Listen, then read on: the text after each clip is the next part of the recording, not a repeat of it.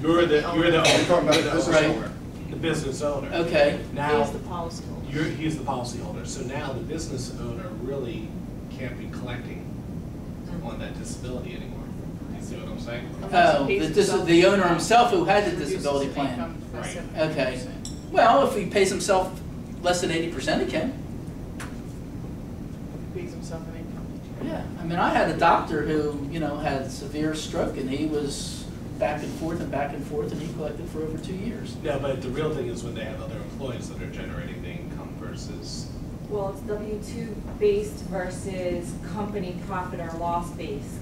I actually talk to headquarters frequently about this. My business owners, if they collect a paycheck, a W-2 paycheck every week or bi-weekly, Right. they claim on their W-2 income rather than their profit of the company.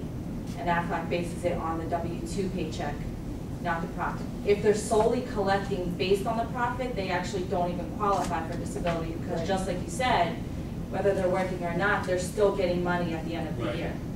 So it depends on, are they collecting W-2 or are they collecting profit or loss?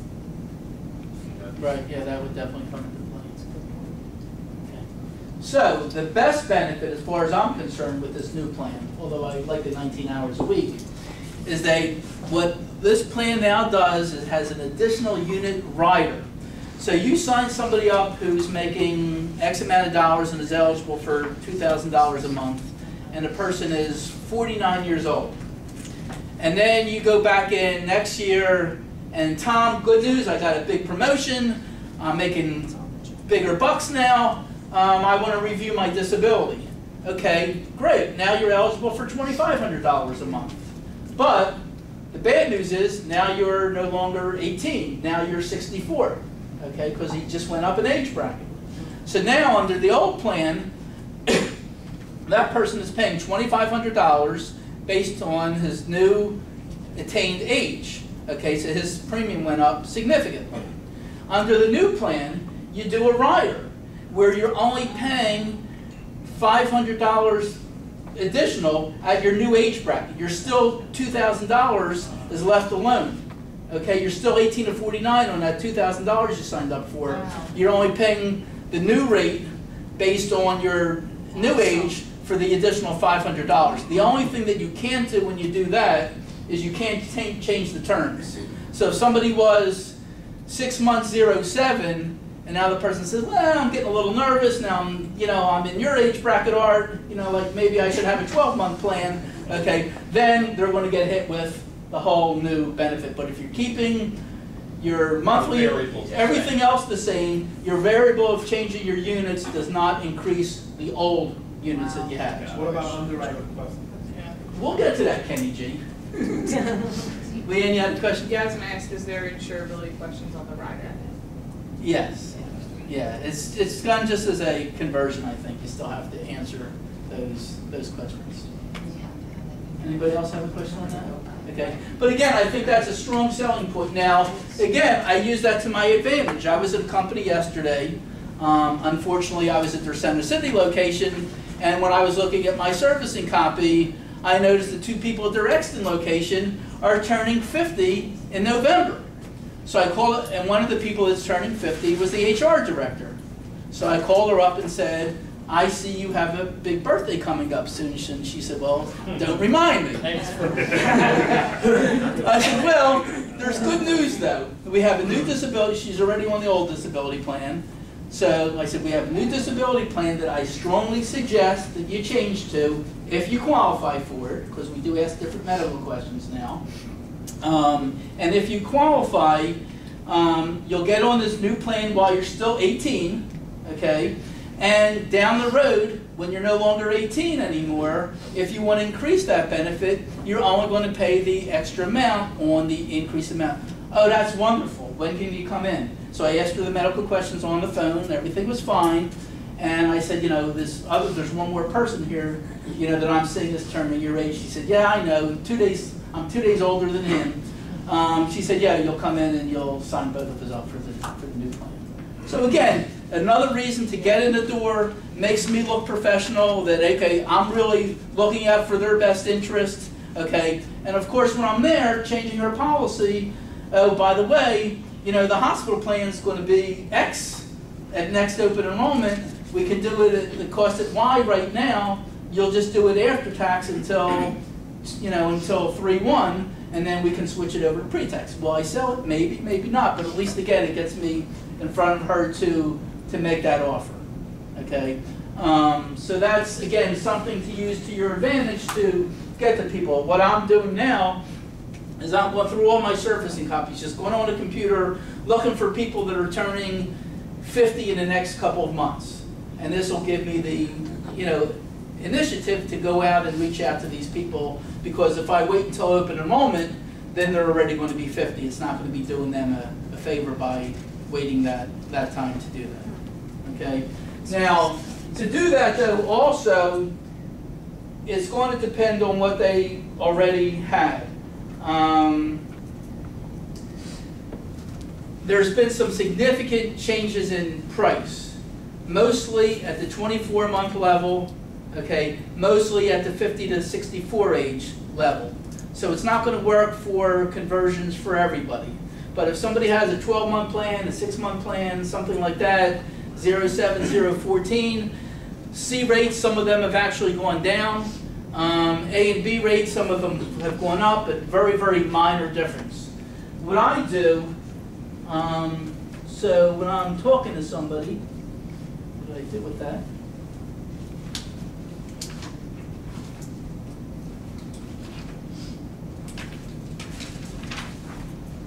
I just did a comparison chart. And what I did is I just put pluses and minuses. So when the price went up, I know it's a plus. When the price went down, I put a negative sign there. So that when I'm talking to somebody and I see right in front of me, you know, like which plan they have, I know, you know, how big a difference it's going to be to make that change. Like that one woman who's turning 50, if she was just doing an apples for apples comparison, she wasn't actually even increasing her, you know, her monthly benefit right now, which she is.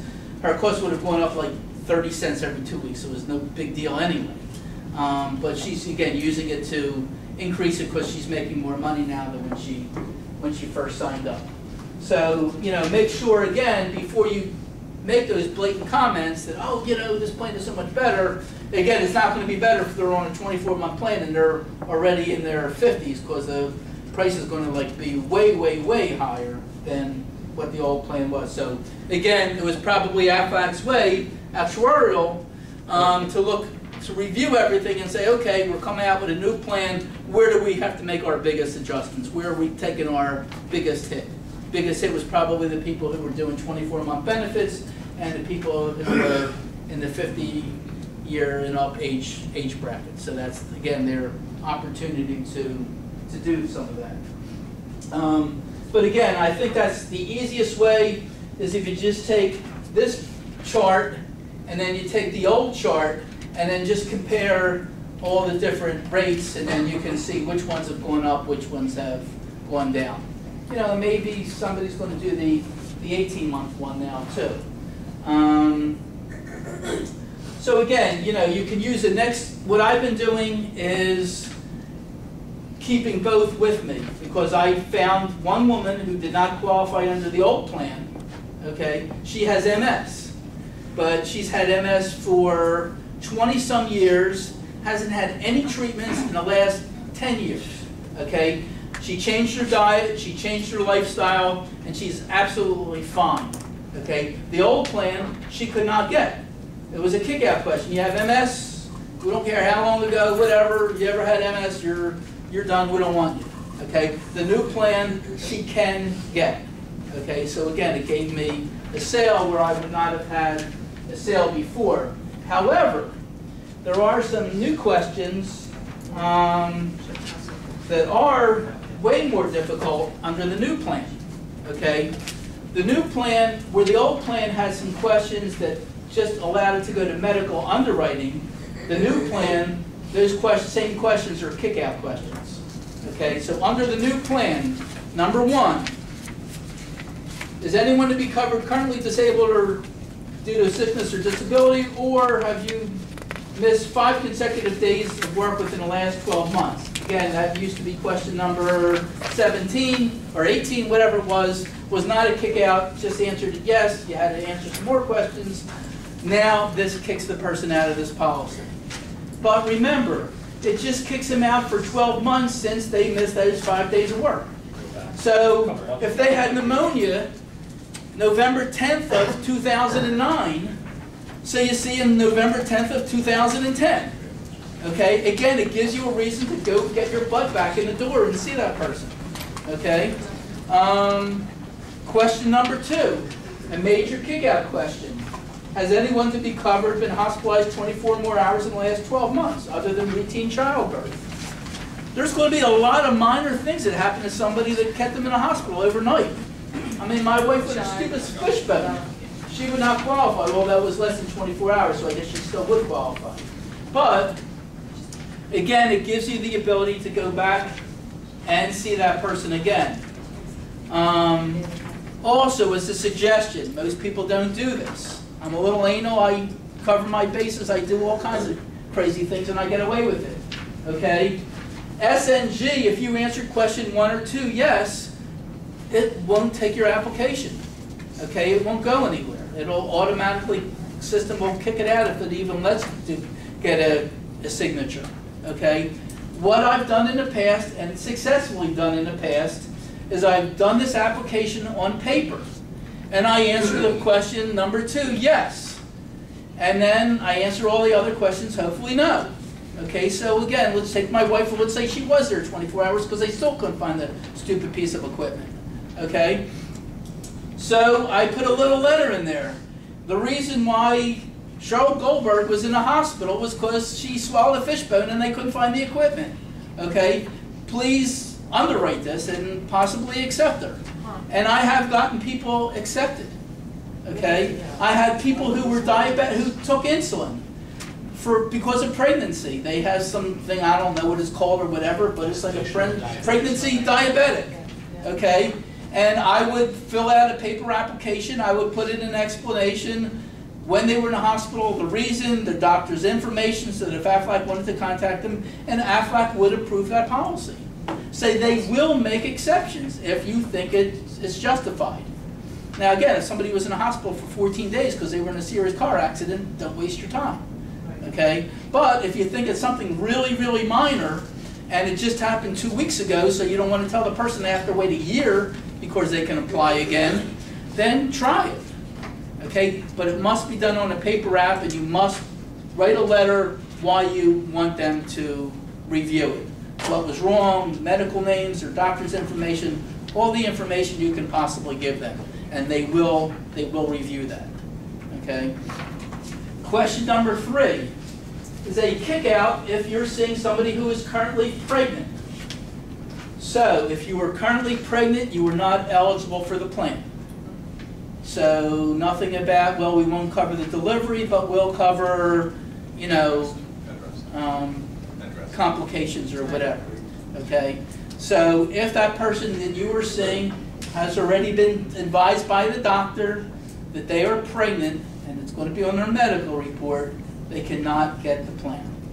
Okay? But again, you find out when their baby is due, and you call that person a month later, maybe they're back to work, and say, okay, now you're hopefully didn't get pregnant again, you're eligible for the plan.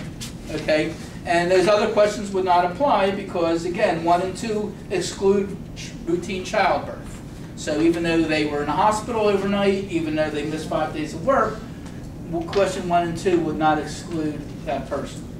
So you feel 3 it would be if they already were pregnant? If they're already pregnant, they're knocked down. Because it says the possibility of which has been discussed, if somebody had issues that if they were to become pregnant, they know they would have to have a cesarean delivery, and they've discussed that prior to conceiving with a doctor, would they have to answer that question, yes?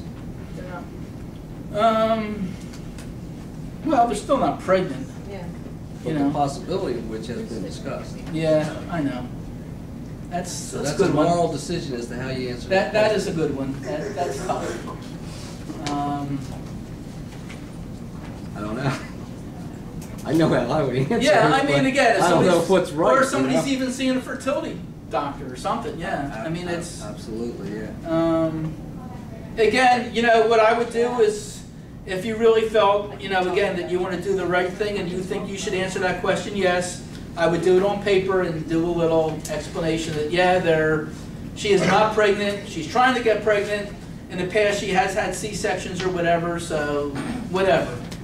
You could answer that. But there's certainly plenty of people who are planning on having a baby. Yeah. I mean, I don't think you're going to exclude them, you know. They haven't discussed it with a member of the medical profession. Well, they may have.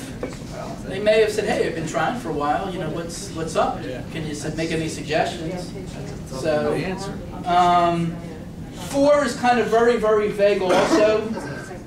Somebody has a medical condition, but they haven't sought treatment yet.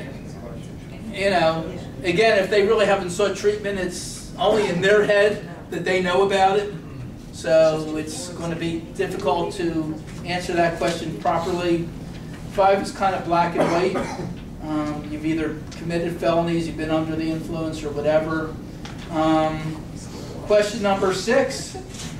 Again, it's just saying in the last 6 months, has it been diagnosed or treated? So maybe somebody, you know, goes back. It says 12 months. I thought that's what I said. Okay, sorry. Number 7 is 5. So again, my person who had multiple sclerosis, she was really able to answer that question no now. She is not on any medication. She has not been treated or diagnosed in the last 5 years. So she is now eligible for the plan. And what is the difference between pulmonary hypertension, renal hypertension versus hypertension? Because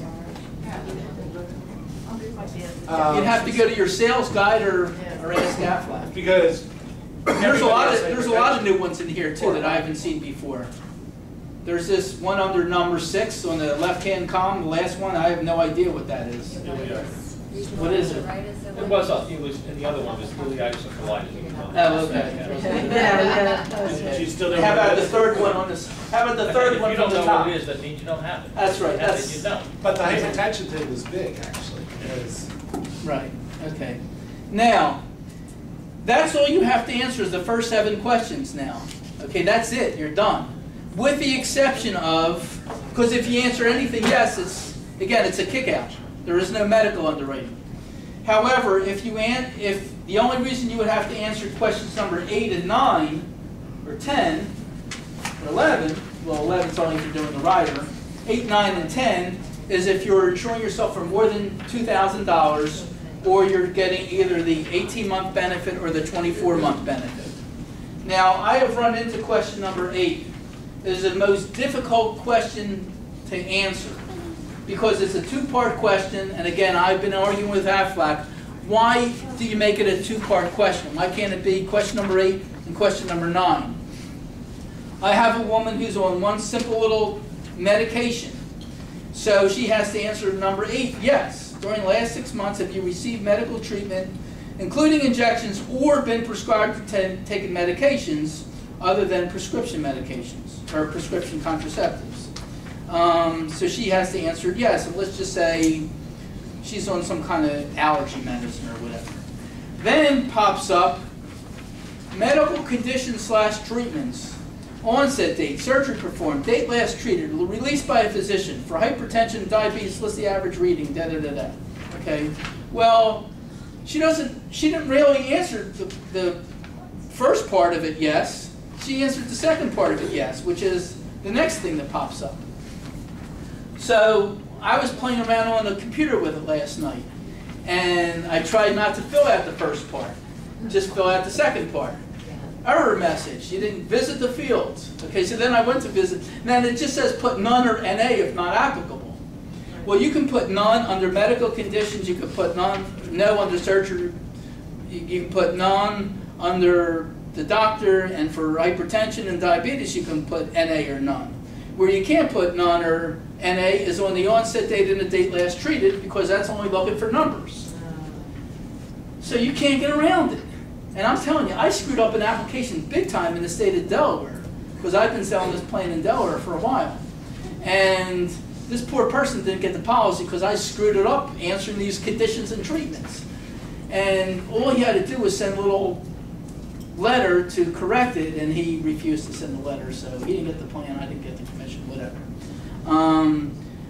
But in calling Aflac this morning, they're saying, well, if somebody has an allergy, that's their condition. The onset date is whenever they first became allergic, surgery performed, probably no. They treated them, they just sort of, well, how about released by physician? If you have allergies, you're never released by the physician. Yeah. So you check off that yes, it's probably going to just automatically cancel the policy. So I don't know what to tell you for this. Well, I think we all have you to- want to be released by the physician. If you People know got, now. check no, you would not get the policy. If Huh? you were not released, you what would he not meant. get the Oh, policy. Yeah. right. But so you're going to put down no. Yeah, you're right. I'm Yeah. going to put down no because you're not released. Well, You're never released if you Yeah. know you may need to go every 6 months just to be checked up or whatever. You may go to an allergist every so often. well, therefore I would check yes.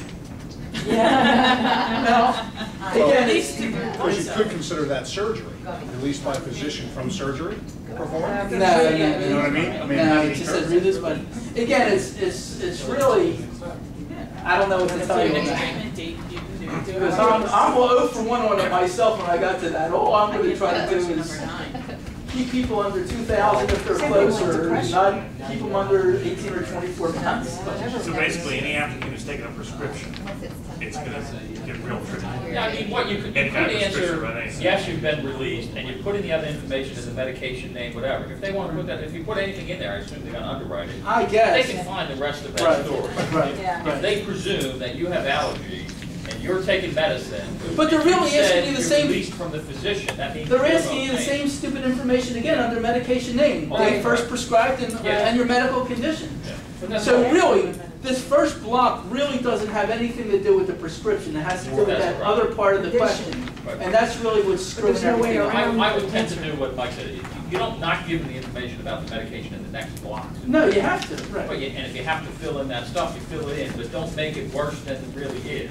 Right. They are technically, from a real functional standpoint, Right. released from the care. They're not having to see the physician for this ongoing allergy. They've been given their medicine, they're doing this, Right. whatever, there's no issue. Like high blood pressure, people take high blood pressure medicine, and, they see the doctor once a year, maybe. Right, but That's then if not they take under high care. blood pressure, so then you're gonna need a reading. Oh, yeah, but that's a different, that's a different thing, I'm just saying. if- You're gonna need the reading, and how many people really know they're reading? Yeah, I know, but I was Right. making I was making the connection of if you have high blood Yeah. pressure, you're taking high Right. blood pressure medicine, you're not going to, once every 3 Yeah, months. unfortunately, though, it is just a trickier question.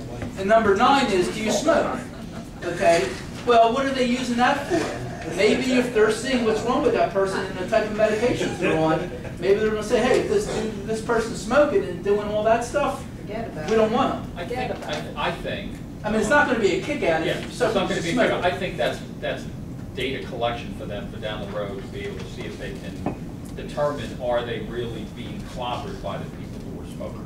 To maybe change the rate later. Because now there's, in the cancer plan, there now is, if you do it correctly, you have a smoke question and there's a higher, you can. Well, even on can't get- the, they even limit on the what you get. payroll, you That's can't right. get the higher limits That's right, on you the limit on what the you payroll. get, so I think that's a marketing question down the road. Right. I don't think it's gonna change anything today, but it might affect something the next time they do a Right. change. They've now captured, if you know, they've now captured data that they maybe didn't have access to before. Right, so what this plan is gonna do, again, what I've been doing since both plans became available, is I keep both brochures with me, I keep both questions with me. If the person, I still try to sell this one first, okay? If the person can answer these questions properly, they get this plan. If they can't answer this one, but the same thing, they're still gonna answer some yeses on the other one, but at least that's gonna go to underwriting, then I'll sell them the other policy, okay?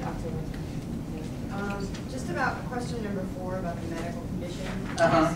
I'm looking at it, thinking about, what if somebody's got allergies or whatever, like, is there somewhere that says Aflac's definition, is that like in the outline cover that says the definition of a medical condition for us? Like, how do we determine? Yeah, but that's, if they have allergies, it's already been diagnosed. They're just saying is, have you been seeing a doctor, they still can't figure out what's Figure out wrong what with the you. problem is. Oh, okay. All right. I got As it. long as you're diagnosed with something and it hasn't, triggered anything else, you're fine. They just want to know, are you like in the middle of like La La Land where there's something wrong with you and nobody can figure out what the heck's wrong with you? Okay. Okay, so again, that could be a yes today, but then you could tell that person, as soon as the doctor diagnoses you, call me up, let me know what the diagnosis is, and assuming it's none of this other stuff, then I'll come and take your application. Remember, majority of times this disability plan is done on an after-tax basis. So you can see people anytime. That's why I was saying, if on question number 1, you know, you get the date of, you know, when they missed their 5 days in a row of being sick or injured, okay? Then you put it on your calendar to go see that person the next day. You know, That was 9 months ago. where's 3 years and where's 12 months in 1 day? You know, it just gives you the ability to go back in and see these people. Again, if it's after tax. I'm just looking, we're going to talk about pregnancy. Now we can't sell it if they're pregnant. But it seems like the complication of pregnancy definition has changed too. Well, It does yeah. not include physician prescribed Bed rest rest. during the parent's, Right. during the period of pregnancy. And in the old policy, I'm pretty sure that was covered unless. that It was covered. went to underwriting. Seems Now, like it- they tightened up the. On the definition. old policy was the PSTD, Yeah. but on the PDIP, they still were a little bit, Lenient on it. no, what their definition was is they considered a complication if it was actually life-threatening to Okay. either the insured or the baby, not just needing some bed rest. I always told you, if the doctor writes it was an emergency. then Right, it was always that's not depending on right. what the doctor wrote. Yeah. Okay. It's the- But typically, bed rest is I life-threatening to the know, I baby. know. What I, It is. Yeah. well, And that's why. Yeah, that's what I do like about the new plan though, is they do have better language. They like really tell you like right up front what the pregnancy thing is. Like we may tell that to a person face to face. We may say it to people in a group setting if there's a lot of young women there, how pregnancy works. But it's still nice to see it in black and white, okay? We just have to be really careful of what we describe as, you know, a complication. of- Right, well, they do go further right here. The Yeah, term right. complications of pregnancy, so they just Yeah, read right. it. Okay, it's in black, which again was what I like, it's in Yeah. black and white now. It may have been black and white before and under the policy language, but, you know, maybe somebody will read a brochure, they're certainly never gonna read their policy. Okay, so it does So you're saying make that a that it little didn't bit really, easier. the definition didn't really change, they just spelled it out more clearly on this one? Right. Okay. Yeah, some of the things haven't changed, it's just spelled out a lot All right. clearer now on this policy. So again, I do the same thing, I just mark up some of the differences between this plan and the old plan, the changes. The exclusions is, again, now you can, if you're lucky enough to only break your leg, you know, skydiving, okay, you're gonna get paid a benefit on here. Okay, where the other plan, if you broke your leg skydiving, you're not gonna get paid a benefit. So, you know, they did remove some of that stuff.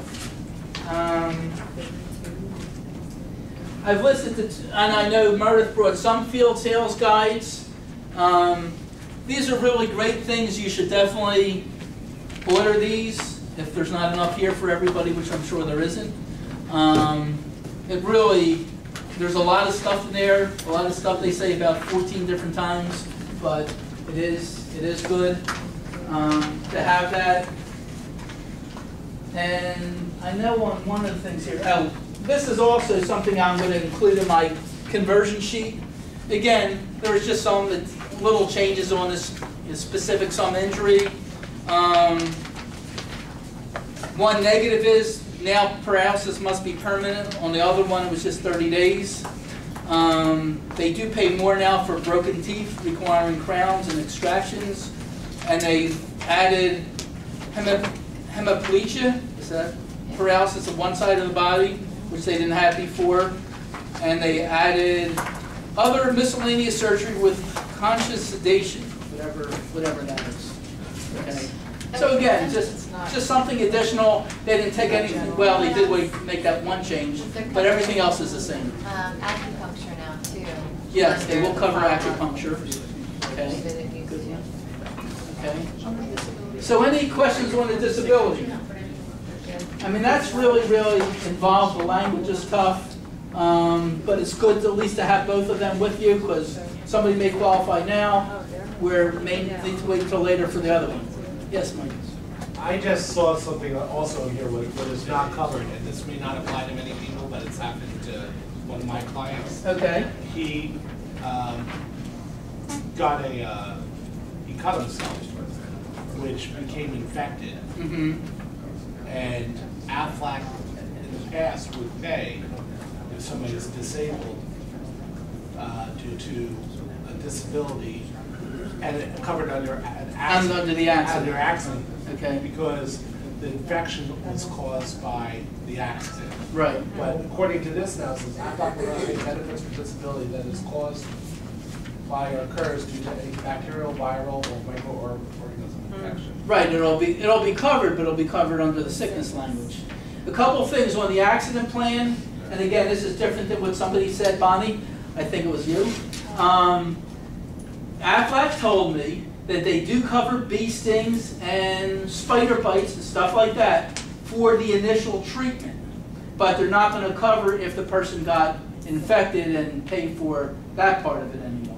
But they still will cover the initial treatment benefit, just going to the doctor and whatever. They'll still cover poison ivy and stuff like that. But yes, they did change the language on the disability, although it may have been that way before. The other thing, which again was never changed, but I think it mentions it somewhere in here, I think they call it malpractice. If you went to a doctor for an illness, okay, and they screwed up, they put you in the hospital longer because they cut you too much, didn't cut you enough, or whatever, okay, people would try to collect under the accident benefit before, saying, well, the doctor screwed up, it was an accident, he didn't accidentally cut me or do this or do that, okay. Now they're saying is, that's never going to be considered an accident. The doctor screws up, sue him, and you'll collect more than you would from Aflac anyway. I just want to reiterate, just real quickly, with the complications of pregnancy. So the old short-term disability did cover bed rest. This one does not, unless what was the? It does, but it has more. It has a more. There's a definition of it, what they consider complications. Yeah, but it says physician prescribed rest during the period of pregnancy. Wasn't that bed rest? That's not covered. That's not covered. Not covered.